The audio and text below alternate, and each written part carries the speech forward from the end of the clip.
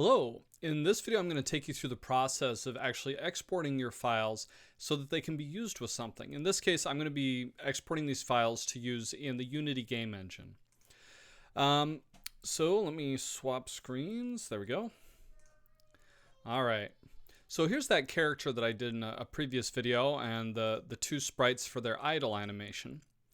And the process for exporting is fairly straightforward. What I'll do is I'll simply hide this background layer so that it'll actually have the alpha information.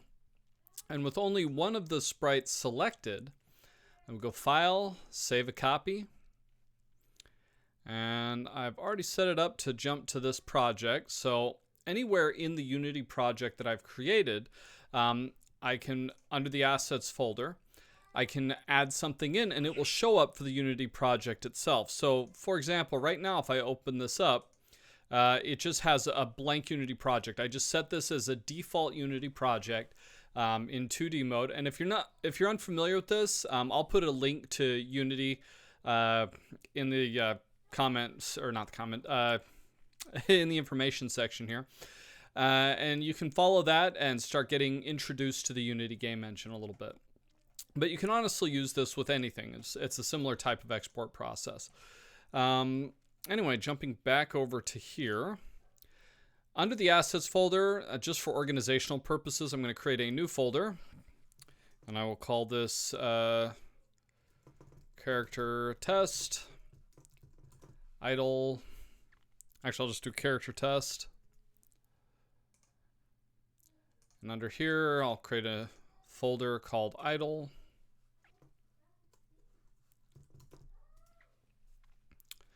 And then I will save this first one as a PNG.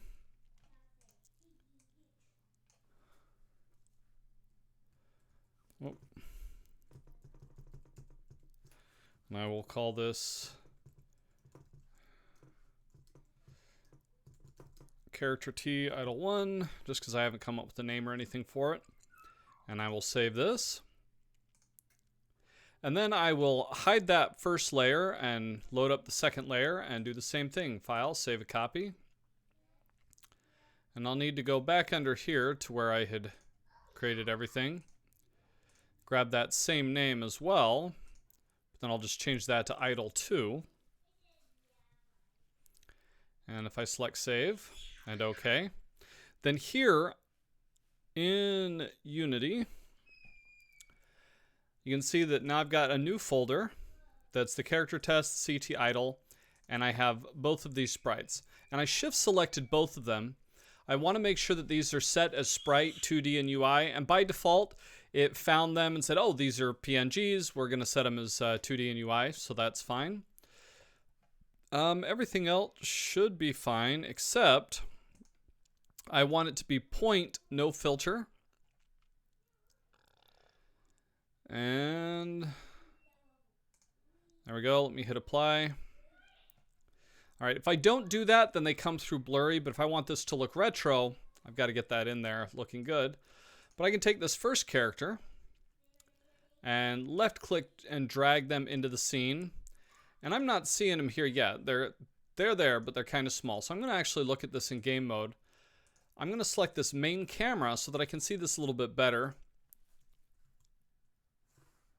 Change this to 0.05. No, let me step back. 0.1.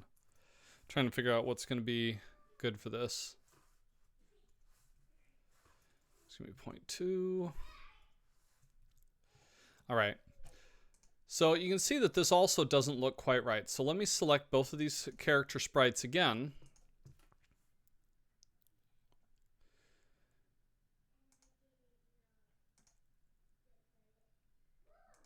And I need to turn compression to none. I knew there was another setting I was forgetting. But in addition to filter mode, point no filter, under compression, none, and hit apply. And then it'll show up the way it was actually intended to. Now this creates the base character, and I can change this name. So this can be Character T or something like that, so that I have this default character here. But now I can start building animations onto the character.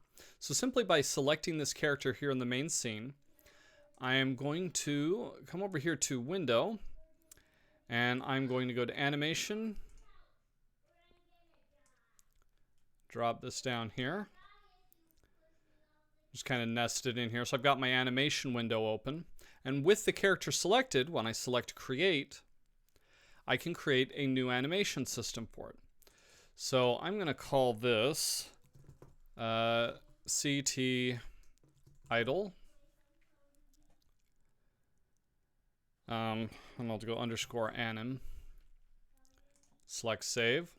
If I come back over here to the project, it created both the animation itself as well as the animation controller.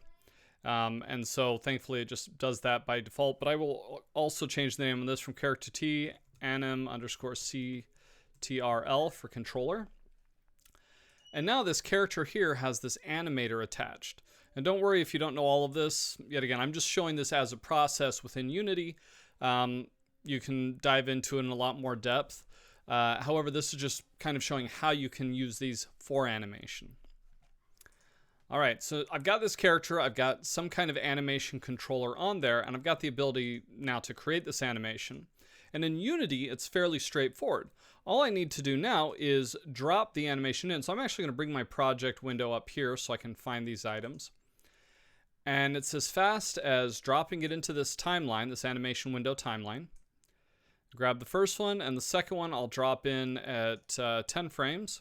And I'll drop in the second one a second time here at 19 frames because it plays for frame. And that way, this one knows that it will end right here rather than at that frame. And so now I've got this animation. If I want to see how it looks, I simply hit play. There we go. And that's it. So now I've got this character animating. And I can do this with even more complex animations as well. If I open up some windows, I've grabbed this upper attack from a different project. So I'll grab these 5. I'm going to copy those. Let me get this under 2D example. Assets, character test. Actually, under scenes, I'll just do, or here, I'll just do a new folder.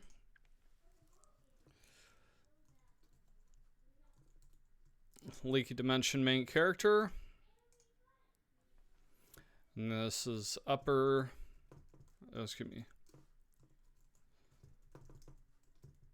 attack. And I will paste these in. And by adding to that as well, it'll show up here. And so I can take this character and do the same thing. It's the same type of process. As you can see, there are some differences. This is different in scale. Also, these need to all be selected here. So I had to select all 5 of those. Shift selected them. Under the, or in the inspector, under filter mode, I will change this to point no filter. Change the compression to none and hit apply. And in the scene, I'm going to move this character just a little bit to the side so that it's easier to see. And actually, I'll move the character T to the side as well. But with this character selected, I'm then going to set up the animation in the same way I did for the other one. Let me change this name really fast, though. Just call this MC. And I'll create an animation with them selected. C. Upper attack anim. And I will save that here under the Leaky Dimensions character. Save that. And I'm also going to change this one's name for the animation controller to underscore anim underscore CTRL for controller. And if I've got multiple animations, what I will also do, just for my hierarchy, is drag and drop this into an upper level. So that way at this upper level, if I have a lot of different folders that have different animations, I know that the animation controller here is for the entire character, for the character to have the different animations attached. But then I'll still save the individual animations in the folders that they're for. Okay, so with this animation selected, I can then do the same thing I did for the simple 2-frame animation. I can add a lot more frames to it. if I can. Or let me make sure the character's selected again first. Grab this and drop it in. Grab the next one. And right now I'm just dropping them into place, but I'm going to need to adjust the timing to get a feel for this. But this is the basic implementation process. So you can see it's doing it at a steady rate, and that's not working for me really well. So what can I do? Well, I'm going to start by going into the attack a lot faster and having it hold for a little bit longer. Maybe I'll hold it till 25. Maybe there's going to be like a power-up sprite that I'm going to have on there. And then I'll have the punch go through much faster, so I need to increase the speed at which these go through before it heads back to the default. All right. So let me... Oh, I think I grabbed the wrong one. 2, 3, 4. I did. Let me swap this out for this really quick. That's still not going quite as fast as I would like, so I'll increase the speed for that.